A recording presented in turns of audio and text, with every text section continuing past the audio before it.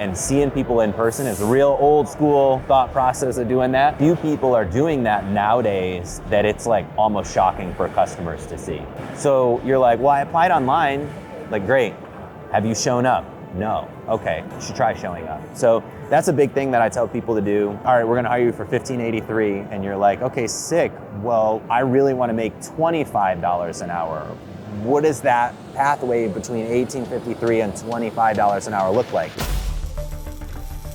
Welcome to Making Sparks, the podcast where we ignite your passion for metal fabrication and fuel your business success. Join industry leaders and dive deep into the world of metalworking. From business insights to tips of the trade, Making Sparks is your forge of knowledge. During each episode, discover success stories, innovative solutions, and expert interviews that light the path to business growth. Subscribe today and grow and improve your company, and let's make sparks fly together. Welcome back to Making Sparks. I'm hosting all by myself without Matthew Nix here at FABTECH 2025 in Chicago, and I got a special guest here, the Weld Scientist himself. We kept saying Weld Science. The Weld Scientist himself, Nate Bowman. He's probably more famous than me, so most of our listeners probably know who he is. So Nate, tell us a little bit about yourself. Yeah, Weld Science is the company. Weld Scientist is the, I don't know, it's like Batman for welding, basically. Yeah, so like the chief welding scientist. Yeah, pretty much. Pretty much, yeah. So, Weld Science is just really about just kind of bringing science and technology into welding and trying to attract more of the younger nerds into the space rather than the kids that are really bad at science and math that they just stick in the welding program. Like, what if we had the really smart kids doing welding stuff? Like, they make really awesome welders, and they make great decisions, and they make great project managers, and they make, the industry ask questions and think, rather than hey, this is the way we've always done it. So, yeah, Weld Science is that, is kind of my outside of the Pacific Northwest consulting and education side of what I do.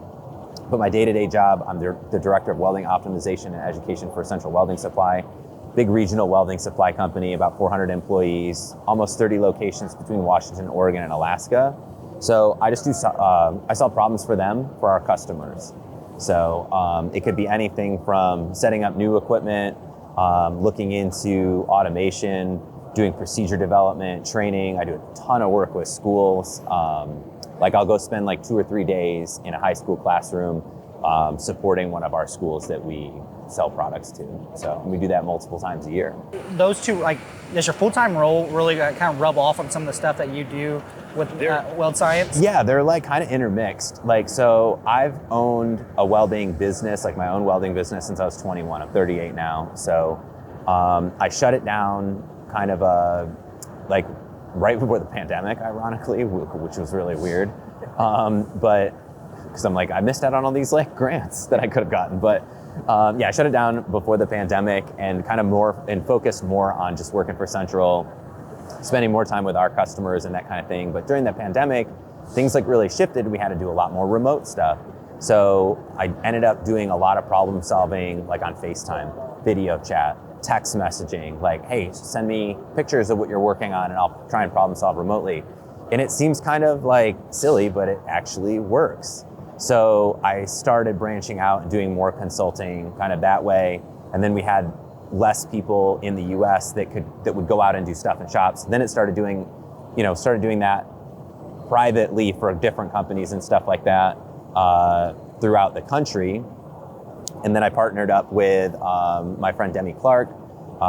She's on the East Coast. We started doing trainings for Goodwill Industries. So my big thing with Weld Science is learning about, I'm not a real scientist, but I kind of am. I do research welding and primarily understanding how folks understand and learn welding. So how you're introduced to welding has a really big effect on what your career looks like in the industry. So, picture the two scenarios, right? You have a crusty old guy that, hates welding now and is just get in there and do it. And this is how I learned. And my dad just gave me the rod and told me I had to do it. And, you don't need a hood, you're just going to get burned up. Versus you have somebody like myself or Demi or my buddy Josh O'Neill that is like under the hood, shoulder to shoulder with you, like, hey, let me show you how this works. Let me set your machine perfectly. And your first weld is successful. And you lift your hood up and you're like, oh, wow, I made that weld. It looks awesome. In just your whole, like, just that whole entry point, the juxtaposition between the two, it's just like, I think that the better way to do it is help people win immediately versus let them struggle. Like, there'll be plenty of time for struggling. You know, like, it's easy to weld on weld coupons. It's easy to weld, like, when you have your machine set perfectly, but, like, don't start with the struggling part. It doesn't have to be that way. So anyways, I'm like getting on a bunny trail, but so that's Weld Science. And then central welding, I basically do what Weld Science does, but within the region. So like my lab that I have at my house, all the equipment that I have, all the testing equipment that I have, and then plus my network of people that I work with across the country, I'll pull on all those resources to help a central welding customer. So it's like the two can coexist perfectly. I just don't do any work in the Pacific Northwest. Like, you get me for free at Central Welding, or if you want me outside of the region, you have to pay. So. Hey guys, it's Nick from Making Chips, and I gotta tell you about our new show, Lights Out. When someone talks about being lights out, what comes to mind?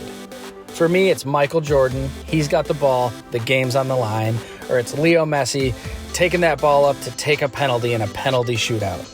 These guys are elite, and they're unstoppable, and you just know they're not gonna miss. But I also think about the technology, automation, process, and most importantly, the mindset of the manufacturing leaders with the best shops in the world. Every episode will equip and inspire you to run lights out so you can sleep soundly while your shop never stops. Because we all know, if you're not making chips, you're not making money. So check out the new Lights Out podcast by Making Chips.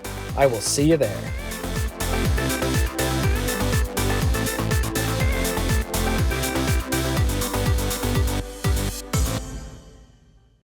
That's all. What something you mentioned, we had Santiago Rivera. Yeah. He won the Welding Educator of the Year award yesterday here at FABTECH.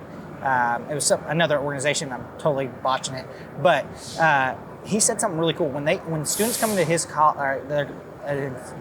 Virginia Community College, he tells them, like, we're not going to cuss. We're going to tuck in our shirts. We're going to do and the reason is he's like he knows there's a culture around welding, and he doesn't want to take away that culture around welding. What he basically was saying is, like, it doesn't have to be that culture. It can be. It's very similar to what you're saying. Like like if you could make welding approachable by everybody, and I still like that it gives other people that have had rough times the opportunity to make a really good career. Yeah. So that's I'm not dismissing that. Yeah. What I'm saying is that it's such a good industry and such a good skill that it could improve even more, like by getting the right people in there, right? Yeah, like I think that's like what a lot of the educators are trying to do is just elevate the industry.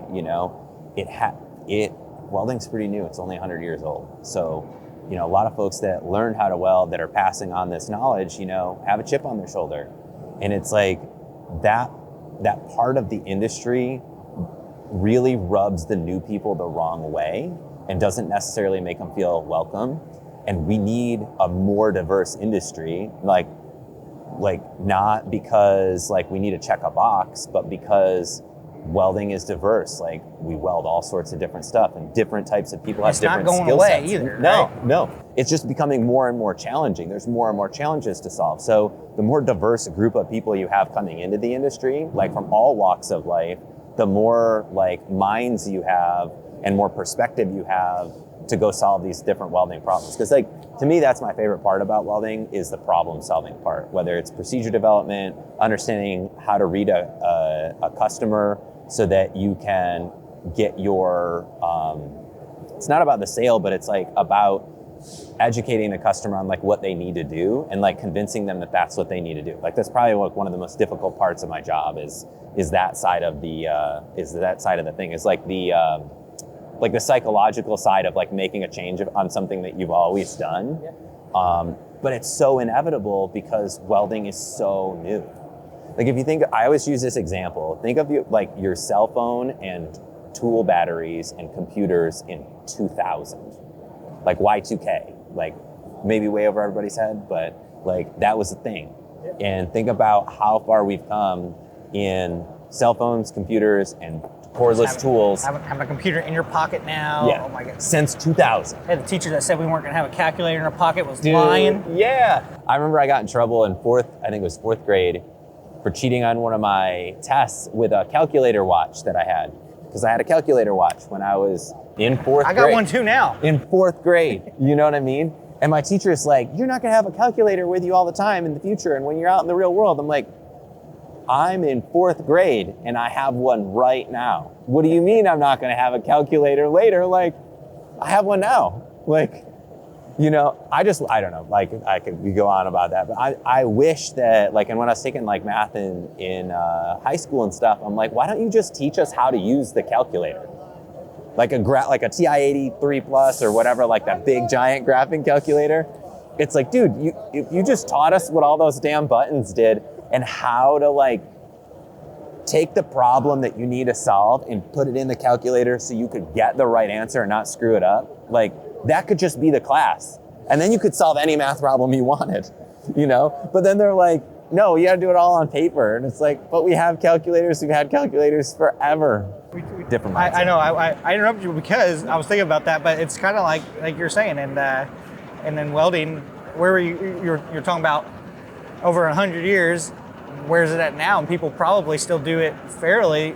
You know, now technology is making a huge leap right now. I mean, like, dude, we're seeing, you know, I go to schools.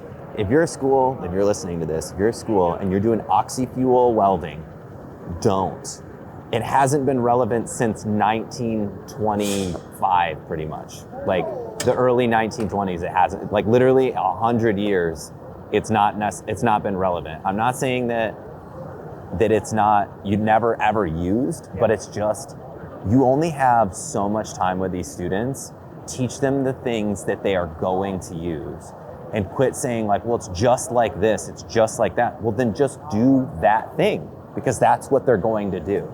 And we need to stop preparing students for your career in the industry, because your career is now over, and now we have to think about welding in space, pretty much. Like, it's different now. How do you talk to, like, so our listeners are, you know, fab shop owners, you know, leaders in fab shops, you know, Nick's companies, my business partners, like they've really developed a really great, two different kinds of leadership. Like they have a lead program, which is like their leadership pathway. Then they also have their path program and their craft program, which are like their pathways for teaching people the trade even more, because they hire, just in our last podcast, they were talking about like how they now go to schools and they give out, like at graduation, they go to our, some of the local schools, and if they are hiring someone full-time, they will go in there and say, so-and-so is being hired full-time by Nick's.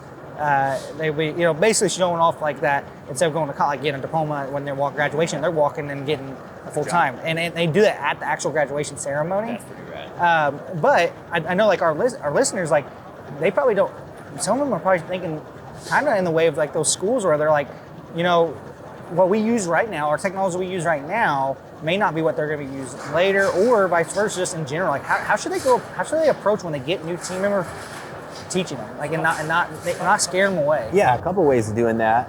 One, you could get involved with your local schools, like, for sure. That's like step one. If you're not sure how to get involved, find out who your CTE director is for your local, like, whatever, public school or wherever. Find out who that CTE director is and send them an email and say, I'm a local business. I'm looking to hire these types of people. I would love to meet with you. I would love to meet with your welding instructor, your, you know, machining instructor, or whatever, and then close the loop between you and the students. Like, you need to figure out how, like, what are those students into? What are they doing? Like, how, because that's, I'm on the flip side of it where, like, I'm on both sides of it, but like, I'm in a classroom with a bunch of students and I have students saying like, well, how do I get a job? And I'm like, I always tell them the same thing. I'm like, drive around town to all the weld shops that you might want to work to. And before you go in the shop, take a look at what's in the parking lot. It's a bunch of beat up cars and, you know, Great. like, that's a great way. Like it looks like a dungeon. Just keep on going. you know, and if it's a shop that has a bunch of kind of newer cars in it, building looks up, kept well, parking lot's clean, walk in there and say, hey, are you guys hiring? If they're like, no, you know, or whatever, and be like, all right, well, you know, I'm looking, you know, I'm a welding student. I'm looking to find a job. I'm looking for a place, you know, could you maybe give me a tour or something like that? And just go see what's out there. It's really hard to turn people away when they're in person. So they might not hire you right away, but you can maybe fill out an application. Remember you probably. Yeah, you could get a business card. You can talk to them again in 6 months or a year or something like that and be like, hey, are you hiring now? So that's a great way to do it, would be going in and seeing people in person. Is a real old school thought process of doing that. But so few people are doing that nowadays that it's like almost shocking for customers to see. And I hear the same thing from business owners, like we can't get anyone to show up. So you're like, well, I applied online. Like, great. Have you shown up? No. Okay, well, you should try showing up. So that's a big thing that I tell people to do. And then from the business owner standpoint, you need to be proactive and open to like, how do you create literally a pathway from the classroom where that student is or the guidance office where they're trying to figure out where they want to like spend the rest of their life as a career. Like you need to intercept them from that college path or intercept them from going to whatever, maybe your competitor or whatever. And then from there, you know, you have your own specific way of doing things. You have your own equipment that you use. You have your own welding procedures that you might use.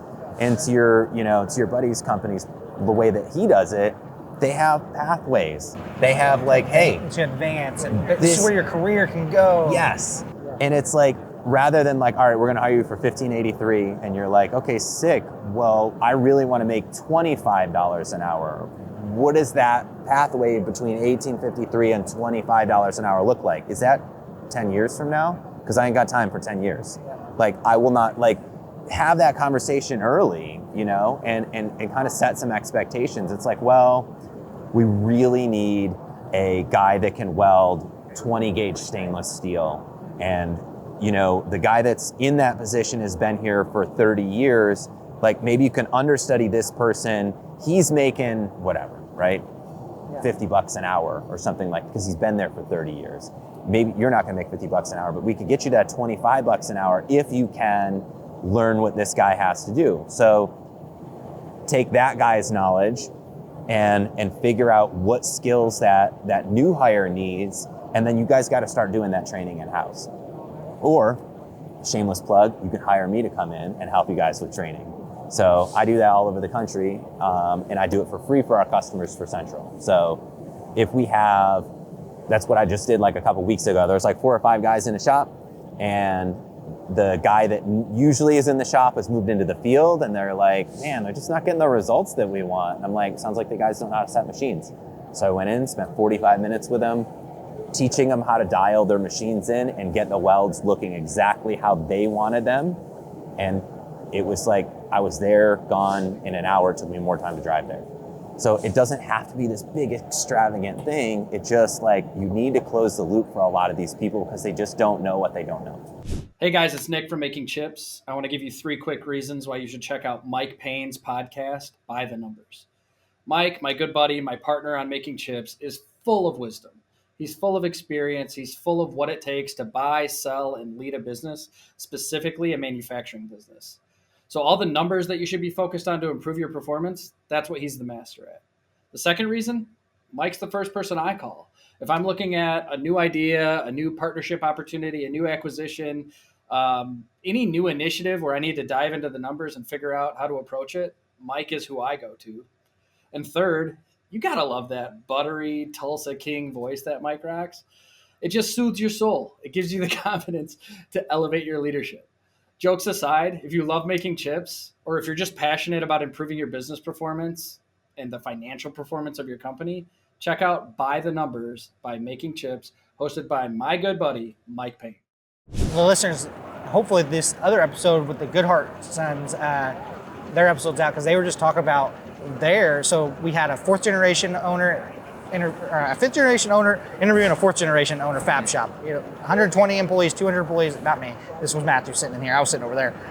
But it was really cool because they both have different ways of how they train, and they had the same thing. They had like 69 of their employees, they said, since 2000 have retired. And they retired and they had like 30 years. So like there was a way to celebrate that, but also that was freaking out how do they replace it. So they started a mentoring program that's like unofficial, but like a lot of the people that they are gonna like, especially if they feel like they really can invest in this new employee, they put them underneath a mentor that maybe for a whole year, that mentoree will be with them for a whole year, right beside them. And I'm like, as kind of what you were talking about, like they do it like unofficially, but like it's a great. I've seen people do it with like part-time, like when someone retires, they come back part-time and train. Yeah. That's a good way to do it too. But I think what you're saying is have a process to train, get them, because what you learn in school is not what you're gonna. Everybody says it. It doesn't matter what industry you're in until you actually do the real life and stuff. The school will prep you for certain things, but for the most part, you learn it all. You can get and if that's like a complaint that you're having as a business owner, take your parts, put them on a skid, and bring them to the local school and have them weld them out. That's a good idea. Then there's like, oh, well now they know what they're going to be welding. So I think that's a lot of it is just like, I call it closing the loop. Like you got to kind of manage the expectations of the folks that are coming in, and if you're just not getting the results, like they can't read a tape measure, they can't read blueprints. Well, okay, they've never seen blueprints before other than in the blueprint reading book, right? And your prints that you have at your shop are pretty specific. I travel all across the country, and like some shops have really, really great prints, and some shops have really crappy prints, and some shops have prints that have way too much information on them, and some have no information on them. So getting your future employee the things that they're going to be using, like while they're in school and they're not on your dime, like you can help that local school just train the people for what you do. If you have welding procedures, it's even easier. You're like, hey, this is where we weld these products. Here's a pallet of scrap metal from the parts that we build. We're gonna drop it off. And maybe you send one of your guys in to the school like once a month or whatever, to go spend a day with the students welding on these parts and then you can just see who's the the cream rises to the top. Like, who's the guys that are killing it? Who's the people that really you just might not want to hire or whatever? And then have a conversation with that person. Hey, what are you doing after school?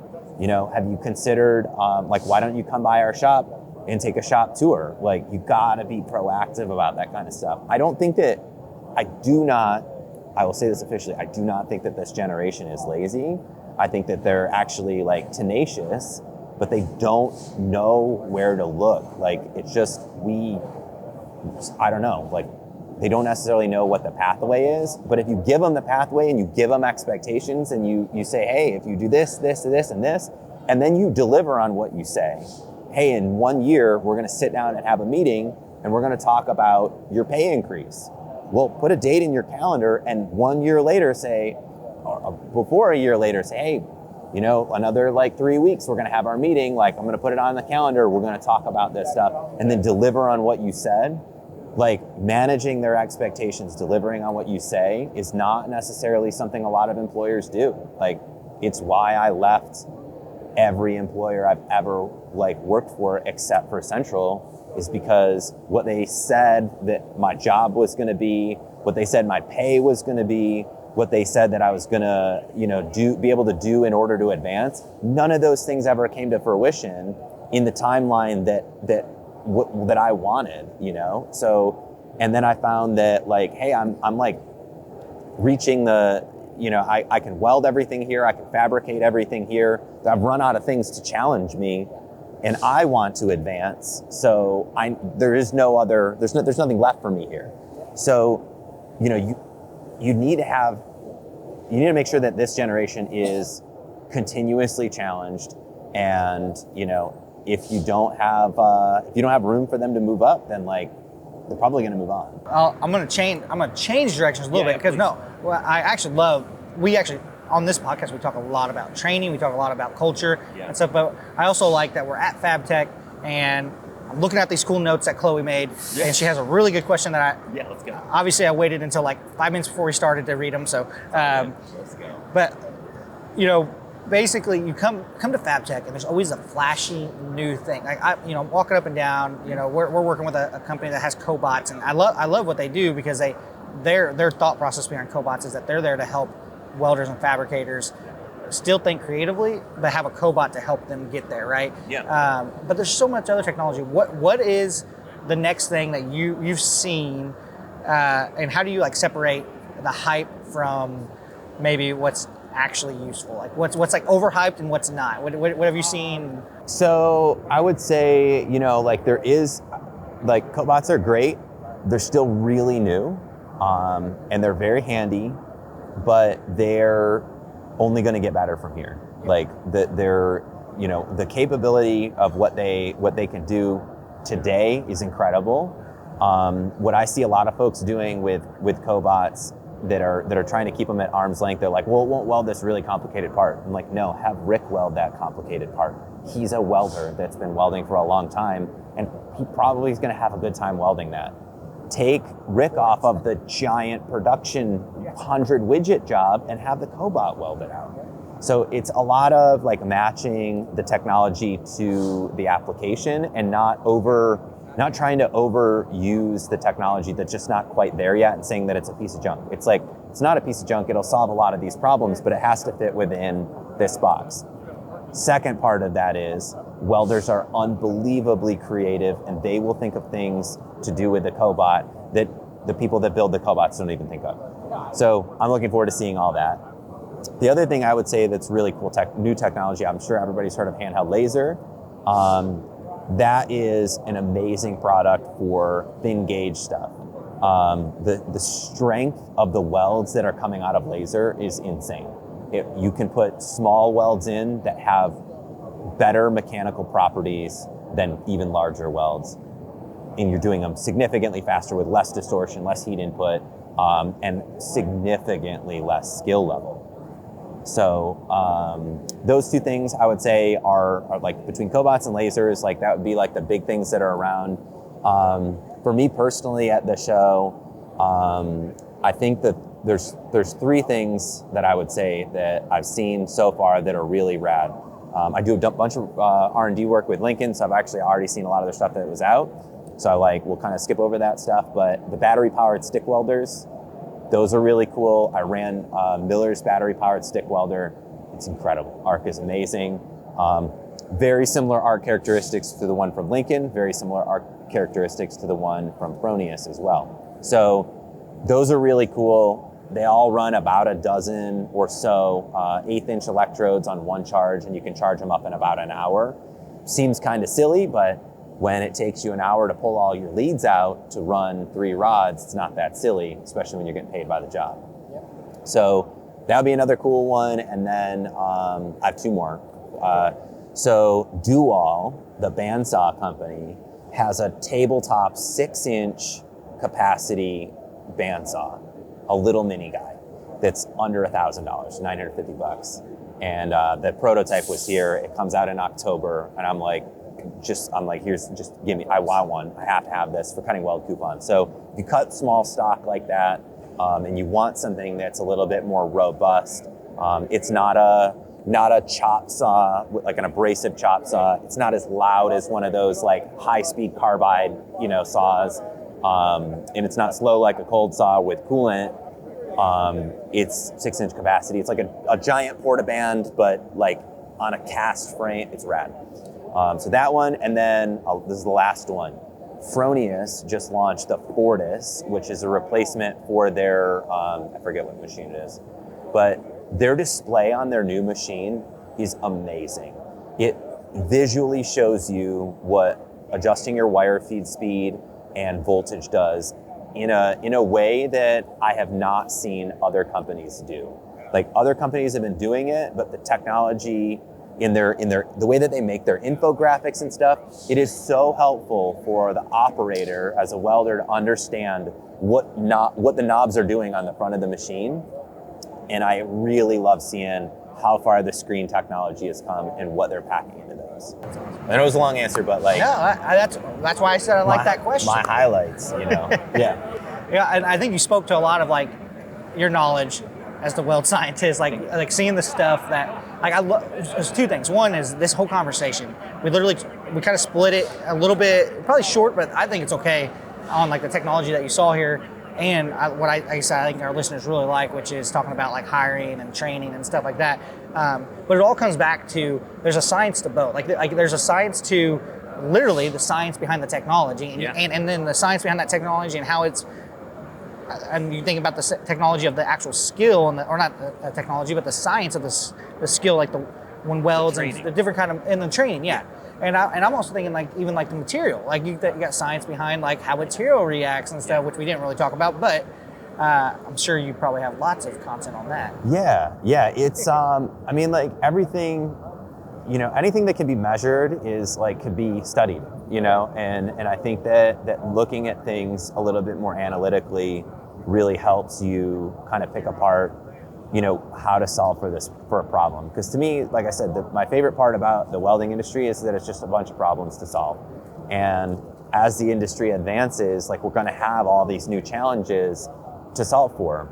And, you know, I have a million projects and a million jobs and stuff, but it just like the problems keep coming and the challenges keep coming, and it just keeps you like, I don't know, motivated to like learn more and just solve more stuff. So I'm going to wrap it up. How can people follow along? I know we were going to talk about, like, I know you got a decent following on LinkedIn. How can people follow along with what you're doing at, you know, Weld Science and you being a weld scientist yourself? You know, Yeah. A little bit of your science myself. The easiest way to find me, I would say if you have Instagram, I always tell people, feel free to DM me. If you have welding questions, or if you have questions about anything I said on a podcast or any podcast or a YouTube video or whatever, shoot me a DM.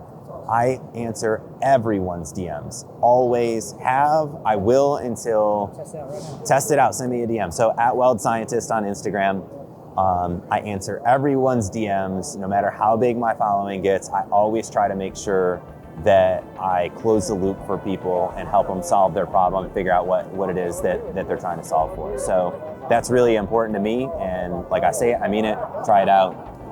Say hello, see if I send you a message back, because I will.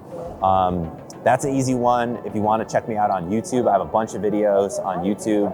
We just did a really long format video with this guy, Rex Alexander, who owns Handheld Laser Welding, the Handheld Laser Institute. He's a former head laser welding engineer for SpaceX. So if you're interested in handheld laser and you want a deep dive with no sales pitch at all, just how it works, why it works, and where to use it, it's like 30 minutes long, one of our best videos that we've ever done. It's on YouTube. Just look up, the title of it is, I think it's called like I Was Wrong About Handheld Laser Welding. So yeah, YouTube, Instagram, LinkedIn, Nate Bowman, you can find me anywhere. So I didn't prep you with this. Normally I prep people with how we sign off. Oh, gotcha. Okay. I'm going to see if you can figure it out. All right. If you're in the welding industry, if you're not making sparks. I don't know what I should have probably listened to the podcast before. All right, so we'll do this again. We'll close this out. So if you say, we're back live now. So yeah, we're wrapping this up. So if you're not making sparks. No, I'm supposed to say it. You're saying, okay, all right. If you're not making sparks. You're not making money. There we go. All right, that's a wrap, thanks.